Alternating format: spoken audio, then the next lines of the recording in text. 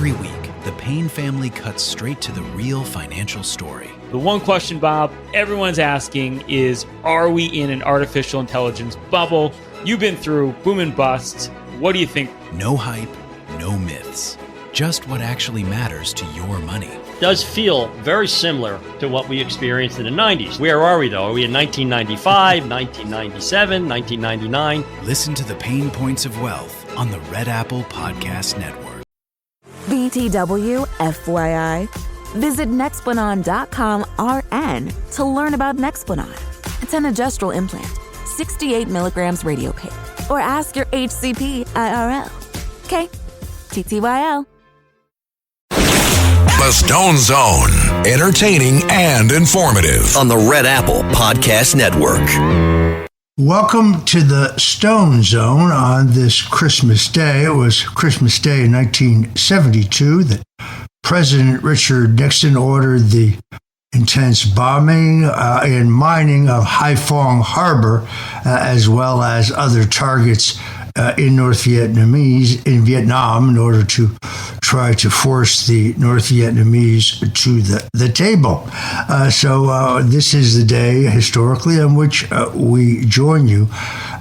Nobody is having a better Christmas than President Donald Trump and the First Lady Melania. Her decor for both the White House and for Mar-a-Lago is really extraordinary, as is her incredible personal style and the way she dresses. That she has never been on the cover of Vogue is a politically correct outrage.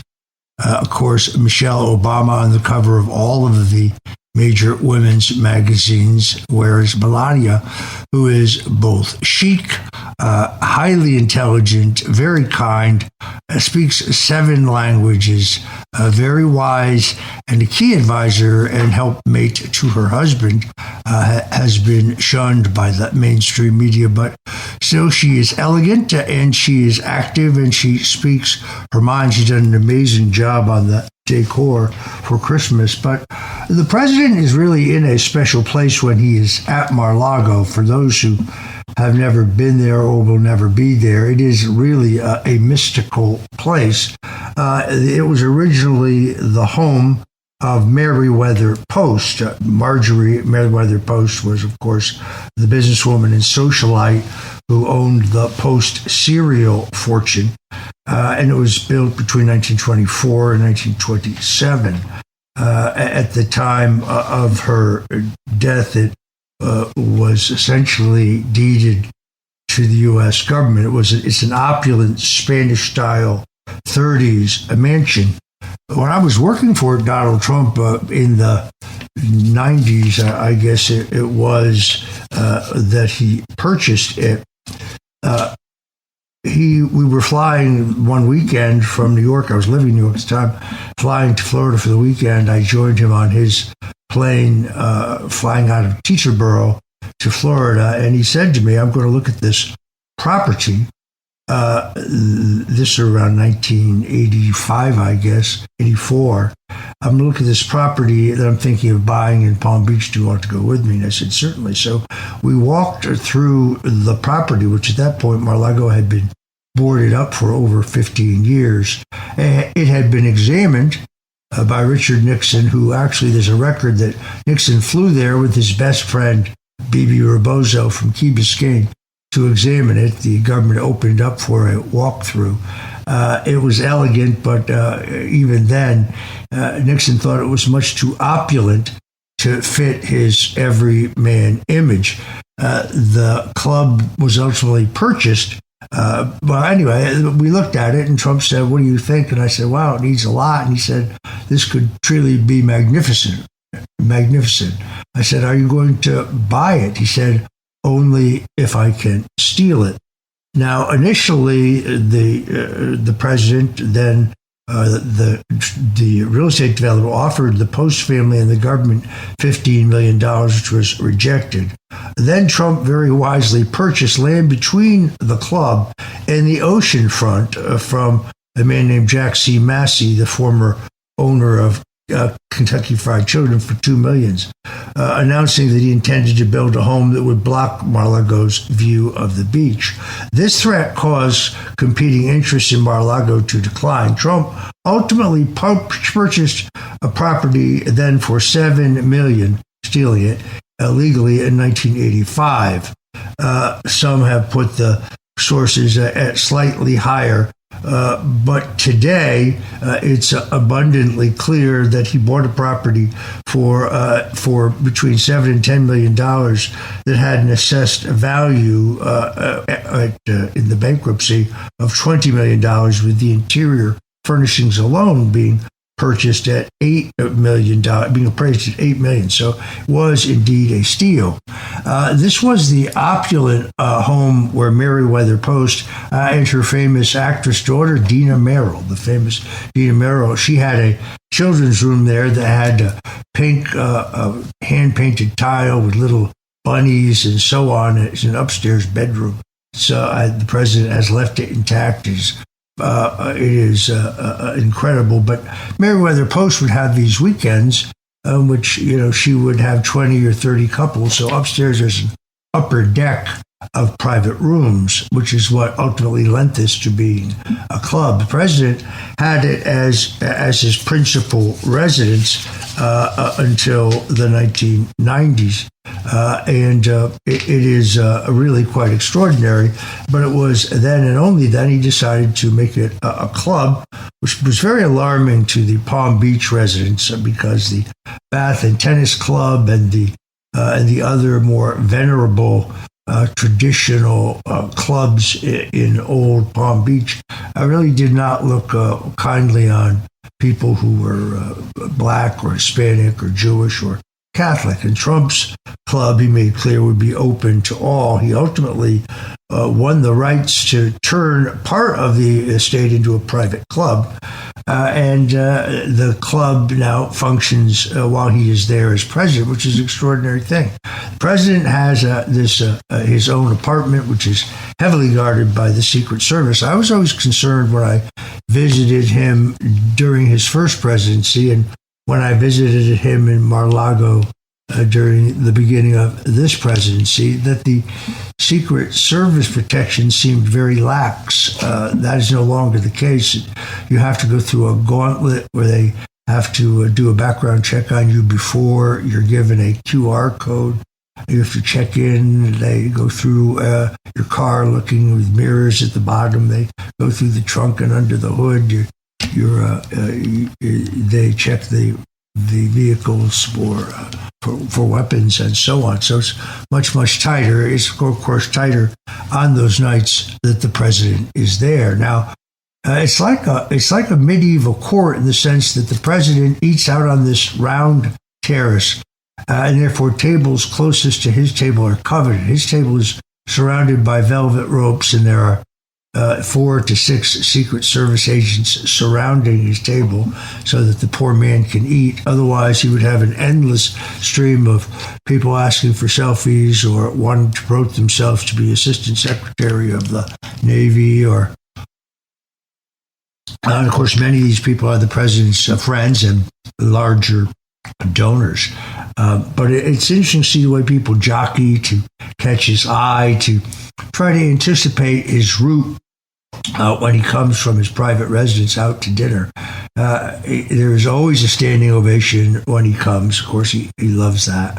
And if there was a band, the band would be playing Hail to the Chief. The president loves that song.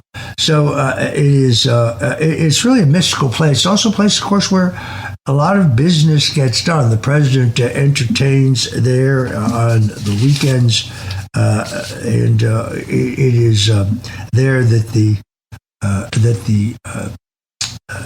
reception for his marriage to Melania was held. The actual church was the Bethesda by the Sea Church in Palm Beach. It's actually the church at which Trump and the beautiful Melania Knauss got married. And my wife and I were guests at that wedding. It was a beautiful, beautiful wedding. It was then the ceremony, which was attended by Bill and Hillary Clinton, among others. Chris Matthews and his wife sat next to my wife and I in our row at church. Go figure.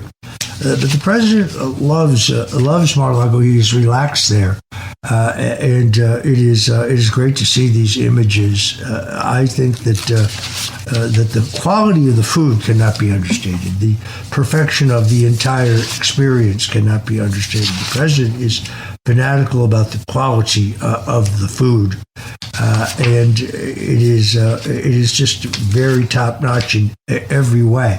I have a firm policy when I am invited there as a guest, because I, of course, am not a member. By the way, membership, which was once, I think, $50,000, has now climbed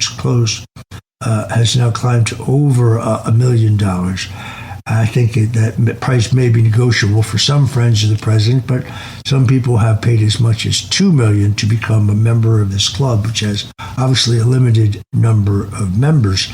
And there's a long waiting list. The service is extraordinary. The food is incredible, and it is a great time. I was, I guess, my blood boiled a little bit over the holidays when I watched Hunter Biden on the Sean Ryan show complaining about how the 1% get away with everything. He's the one who failed to report millions of dollars of income for he and his family. And the U.S. attorney in Delaware, aware of the fact that he had this unreported income, let those tax charges expire.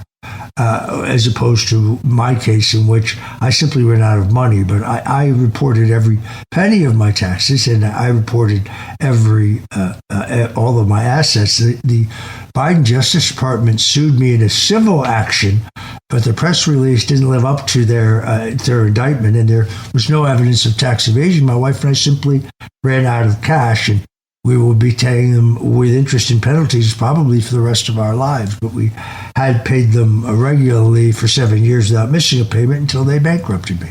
And then they sued me over my inability to pay. Makes very little sense. Quite different than Hunter Biden, who skipped out on millions and millions of income that he never declared.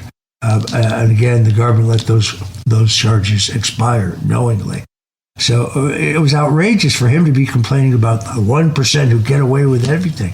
The 1% is Joe Biden and his brother Jim and his son Hunter, who we could call the facilitator. Once again, Hunter Biden says in his interview with Sean Ryan, who's a very popular podcast, that the laptop has been manipulated or is somehow not real, or all of that is false. The laptop results, as reported by the New York Post, story broken by Miranda Devine, well covered in Breitbart News. The New York Post got banned before the election off of Twitter over that story, which was that is itself is outrageous. All of that has been documented by the Marco Polo nonprofit organization. You can go to marcopolo.org. marcopolo.org. You can download all of the laptop, or you can get the printed version. It's appropriately blurred in the parts that are pornographic. But what you see there are 154 crimes, mostly the crime of bribery, but also crimes of treason, in which the Biden crime family syndicate took in millions and millions of dollars, and some of it, yes, went to the big guy, Joe Biden. So the idea that he's complaining that some people get away with everything is really extraordinary. You're listening to Roger Stone on this Christmas Day, right here on the Red Apple Audio Networks, and we've got more on the other side, so don't go away. Every week, the Payne family cuts straight to the real financial story. The one question, Bob, everyone's asking is, are we in an artificial intelligence bubble? You've been through boom and bust. What do you think? No hype, no myths. Just what actually matters to your money. Does feel very similar to what we experienced in the 90s. Where are we, though? Are we in 1995, 1997, 1999? Listen to the Pain Points of Wealth on the Red Apple Podcast Network. BTW, FYI. Visit Nexplanon.com RN to learn about Nexplanon. It's an adjustable implant, 68 milligrams radio pain. or ask your HCP IRL. Okay, TTYL. The Stone Zone, entertaining and informative. On the Red Apple Podcast Network. Welcome back into the Stone Zone. So I went to the White House Christmas party last Monday night, and it was an extraordinary experience. The president, of course, spoke briefly. Secretary of Health and Human Services Robert F. Kennedy was there. Attorney General Pam Bondi was there. Republican strategist and pollster Tony Fabrizio was there. It was the FBI director Kash Patel was there. The CIA director John Ratcliffe was there. It was a great crowd. Laura Loomer was there, to the surprise of some. And it was very, very elegant. The Marine String Quartet played. The food was extraordinary. They had this tenderloin that was just blow your mind, but incredible smoked salmon, pork belly, which was very interesting. Great desserts. I mean, the food was extraordinary, although I barely got to nibble on it. It's instructive, I think, to look at how the presidents have treated Christmas in the White House. On the holiest of days, this is the holiest of day. It's interesting that in the earliest days of the Republic, Christmas was not the major public holiday that we know today. Presidents like Washington, John Adams, treated it really as a quiet religious observance, often marked by church attendance, private family meals, handwritten correspondence, but no tradition of gift giving and so on. The president himself was deliberately restrained in those days, and so there were no decorations, like no public celebrations and no political theater. That began to change in the 19th century. Christmas naturally evolved into the national holiday. America developed into a preeminent world power. Presidents, or let's face it, politicians, increasingly used it symbolically as an example of civic virtue and family life. So Andrew Jackson and Abraham Lincoln kept modest Christmases because they were both affected by war. But Lincoln was governing during the Civil War, continued the tradition of charity, donating to wounded soldiers and orphans, while reminding Americans that peace and goodwill were not luxuries during the Christmas months. The modern White House really took place in the late 1800s. Benjamin Harrison was actually the first president to install a Christmas tree. They used to call him Benny, I'm told, in 1889, setting a precedent that endures today. If you've looked at some of our middle presidents, like Benjamin Harrison and others, it's amazing. A lot of these guys, it kind of looks like ZZ Top, Rutherford B. Hayes, James Garfield. These guys, all long beards, but those were among some of our greatest, if less heralded presidents. By the 20th century, Christmas had become more of a family celebration, symbolic moment of national unity. That symbolism was used very extensively by Franklin Roosevelt, who gave a Christmas radio address every year, which was, for a sitting president, was a very big deal. Radio addresses by Roosevelt emphasized sacrifice, faith, endurance, messages meant for the factory workers and soldiers overseas. So Christmas helped buoy spirits during the war.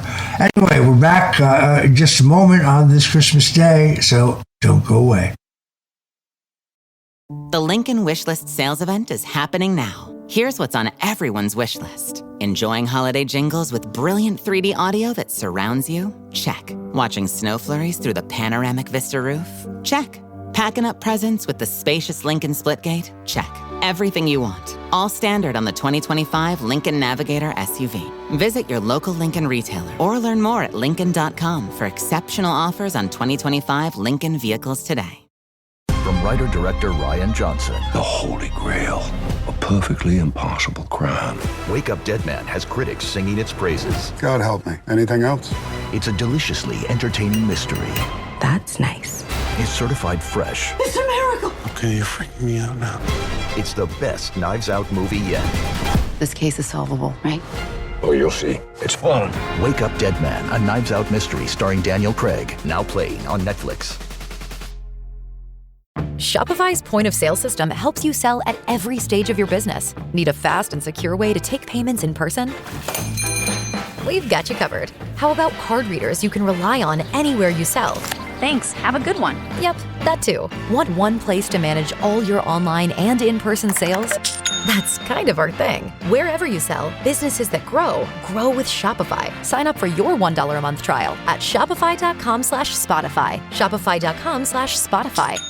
¿Hablas español? Sprichst du Deutsch? Kann du Norsk? If you used Babbel, you would. Babbel's conversation-based techniques teaches you useful words and phrases to get you speaking quickly about the things you actually talk about in the real world, with lessons handcrafted by over 200 language experts and voiced by real native speakers. Babbel is like having a private tutor in your pocket. Start speaking with Babbel today. Get up to 55% off your Babbel subscription right now at babbel.com/Spotify. Spelled BABBEL.com/Spotify. Rules and restrictions may apply. The Stone Zone. Entertaining and informative. On the Red Apple Podcast Network.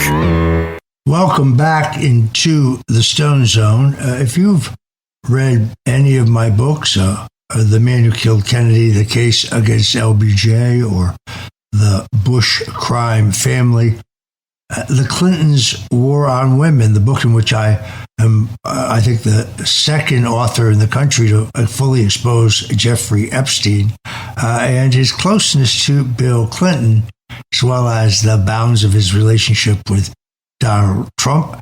And, of course, there is The Making of the President 2016. The judge threatened to throw me in jail when I published a book entitled The Myth of Russian Collusion, claiming that it would violate a gag order, even though the publication date was prior to the imposition of that unconstitutional gag order. See, that's the worst thing about being lynched by the federal government.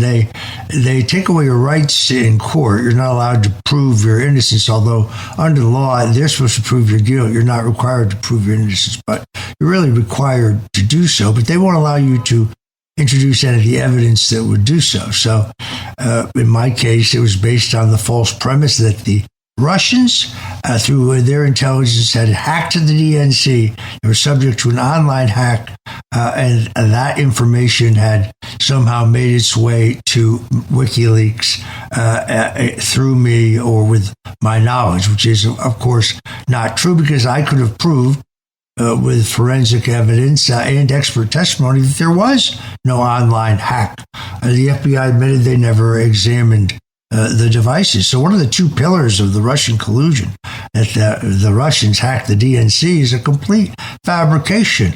The head of the company who made that assessment, Fusion GPS, actually testified, CrowdStrike, wrong company, CrowdStrike, Sean Henry, who happened to be a former deputy of Special Counsel Robert Mueller, testified that he had no such proof that the Russians had hacked the DNC, but I was allowed to show that in court.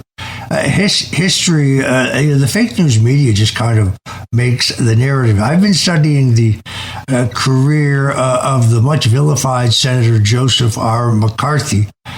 McCarthy has been typecast in history as a villain, and his critics insist that he was a reckless, drunk demagogue, and that he destroyed innocent people, for which he actually would be censured by the U.S. Senate.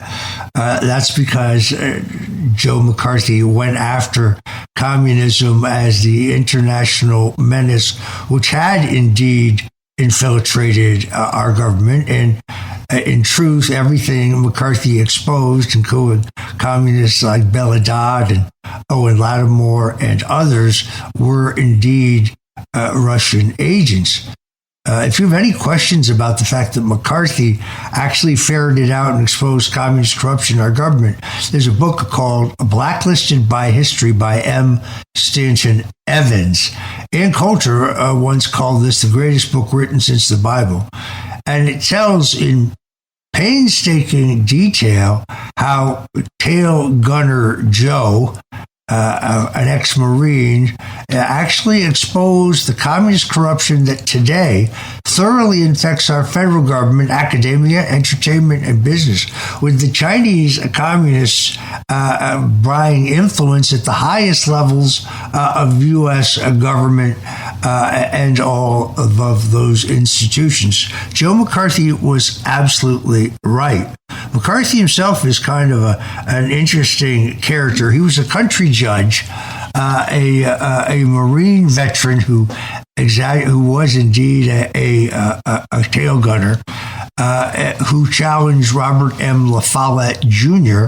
In a U.S. Senate primary. La Follette was a sitting U.S. senator and incumbent, and he was the son of Robert M. La Follette Sr., who had also been a U.S. senator. They dominated the Republican Party, later became progressives, but McCarthy really, just by his dogged driving county to county and campaigning as a country judge and without really mentioning the communist menace yet, won the U.S. Senate seat and beating a La Follette in Wisconsin was an extraordinary feat.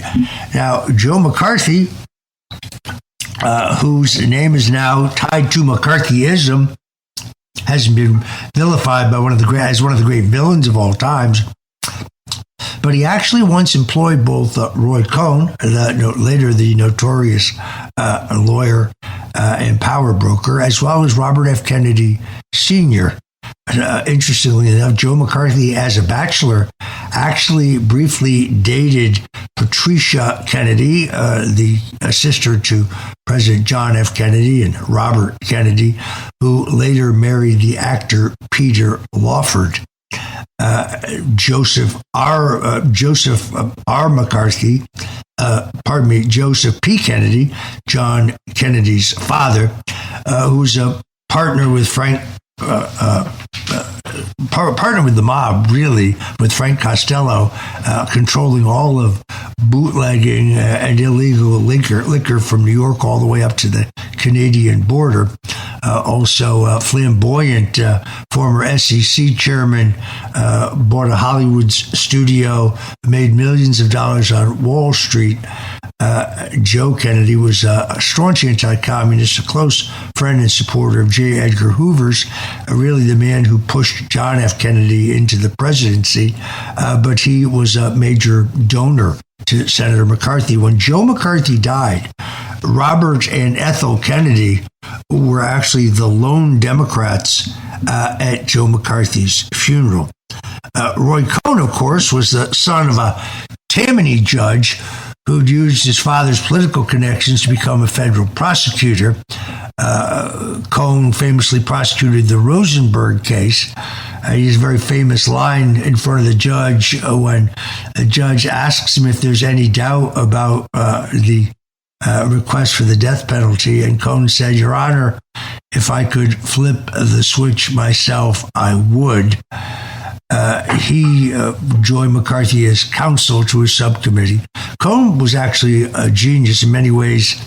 He was McCarthy's brain. He understood the tabloid media. He had very close relationships among the reporters and columnists who shaped the public narrative about what was happening in Washington. Cohn was very adept at leaking information to build McCarthy's image and the public profile of their fight against communism. McCarthy was given to pretty heavy drinking. In the end, of course, they tried to accuse him of being a drunk. But the problem was McCarthy struck too close to home, made the fatal mistake of taking on the U.S. Army, and that would end his downfall. President Eisenhower, who McCarthy had supported in 1952, turned decisively against him. and the media of its day, led by Edward R. Murrow, a very powerful radio voice, and all of the other major columnists, turned on McCarthy with a vengeance, distorting his claims, depicting him as a bully, a drunkard, a homosexual, and a villain. But that's not the true story of Senator Joe McCarthy. Tail gunner Joe rose to prominence in the 1950s actually because he dared to state a truth that the American establishment of the day found intolerable. Communism was not just some foreign abstraction, but it was a domestic infestation. As a driving member of the House Un-American Activities Committee, quite separately from McCarthy, Congressman Richard M. Nixon proved that Alger Hiss had been a communist spy. Now, Hiss ultimately would be convicted of perjury for lying about being a communist spy. And the liberals insisted for years that Nixon, who used the Hiss case to spring into national prominence, because a communist spy who'd been at the highest levels had been at Roosevelt's sleeve at Yalta, had been at the highest levels of the State Department that divided up Europe and gave control of half and much of Europe to Russian communism, put them behind the Iron Curtain, was a huge story that catapulted Nixon into national prominence. It's interesting that years later, when the Soviet Russian government fell and all of the KGB records were finally revealed, we found that in fact Alger Hiss actually was a Russian spy. And Alger Hiss had been passed documents by a fellow communist at the time, Whittaker Chambers. Whittaker Chambers was an editor at Time. He was a hard-drinking and intellectual and very religious man who had been a communist, become disillusioned, had become a conservative, but he had testified that Hiss passed him microfilm documents to pass to their Russian handlers. Alger Hiss denied that, denied knowing Chambers, later conceded that he may have known Chambers under a different name. But ultimately, the typewriter that Hiss had used to send things to Chambers and the exact match proved that Chambers was telling the truth. Anyway, the Russian records would later tell us that Alger Hiss was a spy. So Nixon was absolutely right about that. It is amazing how they have vilified McCarthy. He fought in the hearing rooms, the committee chambers, media arenas, where reputations were easily weaponized and truth was treated as heresy. He did it during the post-war moment when Stalin had already enslaved Eastern Europe, Mao had butchered China, and American secrets were already bleeding into Soviet hands. The Rosenberg case, of course, is a perfect example. McCarthy understood that civilization would collapse not only by invasion, but by internal corrosion. This is what McCarthy turned out to be absolutely right about. He recognized that America could be strangled slowly through bureaucratic capture, cultural degradation, and moral disarmament. Or as they said in Pogo, we have met the enemy and they is us. The communist infiltration in our government ended up with our using USAID to actually fund every crazy cockamamie left-wing color revolution, pro-impeachment, anti-free enterprise, pro-censorship initiative imaginable, including many that were strictly and totally political. So they were using our own tax dollars against Donald Trump and anyone who agreed with him. Meanwhile, undermining us and helping give more and more power to the Chinese. Unless one wakes up to the great danger of China, one does not understand the peril that America faces. Russia, I'm no fan of the Russians. I have relatives mowed down by Russian tanks in Budapest in 1956, and they are authoritarians. but we share with them a problem with radical Islam. They are a Christian-based nation, and the churches are open, although somewhat controlled. And at the same time, China is moving into a vacuum around the world. China has bought up near control of rare earth minerals that are needed to make things like chips and batteries and other key elements.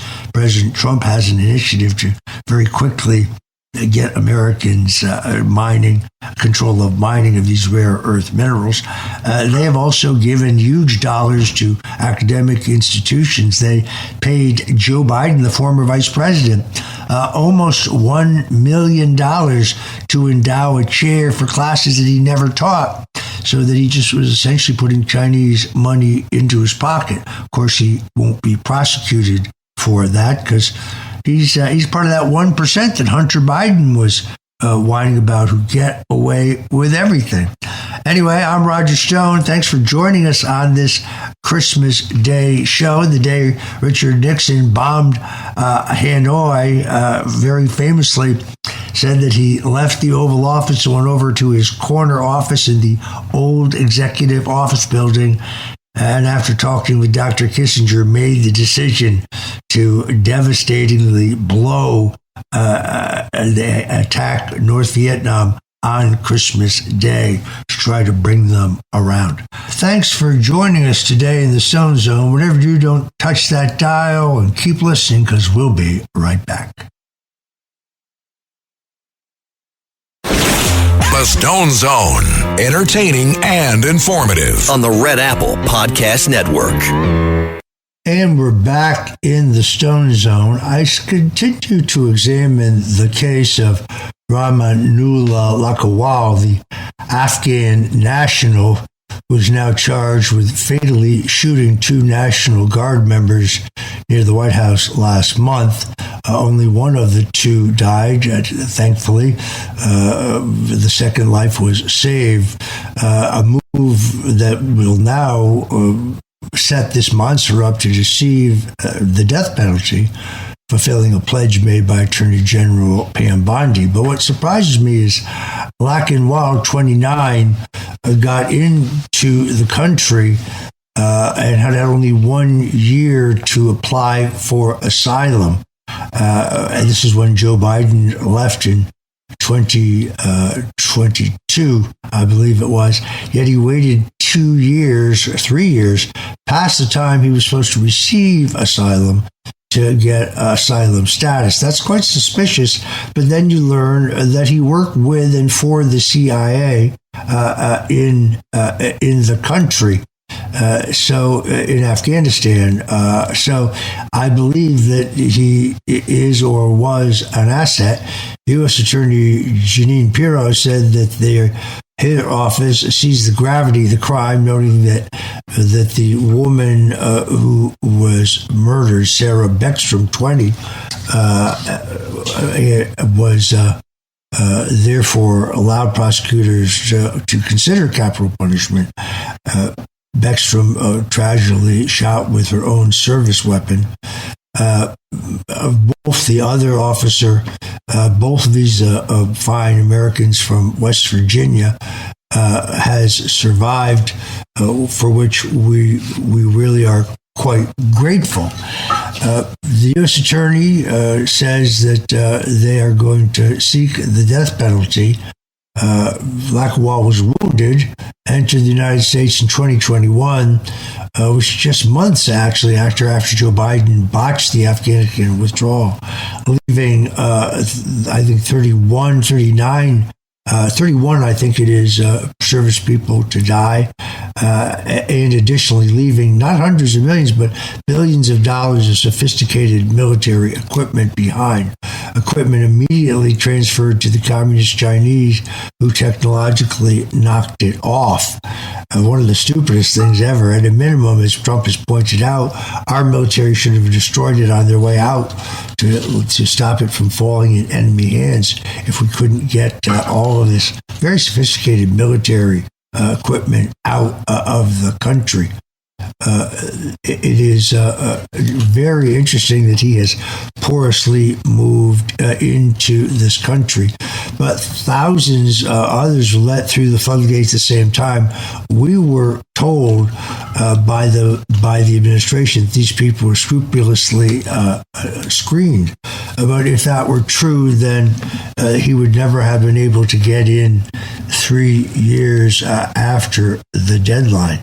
So I think it is abundantly clear that there's more to the story, and this looks to me like a terrorist act. Now, I keep reading that they're searching for his motive, yet it is also reported in the same reports that he yelled Ali Akbar, in which case his motive, I think, is abundantly clear. But I'd like to be certain that he was in fact a fanatic operating on his own and not an asset, given his background and the strange circumstances into which he got into the country. They call us conspiracy theorists because we try to look at the facts of all of these complicated cases, and we just don't believe what the mainstream media tells us in any of these high level publicly prominent cases. So this is yet another one to watch. Thanks for joining us today in the Stone Zone. We are redeemed in the blood of the cross, and it is through him that all things are possible. God bless you, and thank you for joining us. Until tomorrow, God bless you and Godspeed. Thanks for listening to The Stone Zone with Roger Stone. You can hear The Stone Zone with Roger Stone weeknights at 8 on 77 WABC. If you like the podcast, share it with your friends and listen anytime at WABCRadio.com and download the WABC Radio app. Hit that subscribe button on all major podcast platforms. Plus, follow WABC on social on Instagram, TikTok, Facebook, and X. See you next time for a new episode, so you never have to wonder. What the heck is going on here? Every week, the Payne family cuts straight to the real financial story. The one question, Bob, everyone's asking is, are we in an artificial intelligence bubble? You've been through boom and bust. What do you think? No hype, no myths. Just what actually matters to your money. Does feel very similar to what we experienced in the 90s. Where are we, though? Are we in 1995, 1997, 1999? Listen to the Pain Points of Wealth on the Red Apple Podcast Network.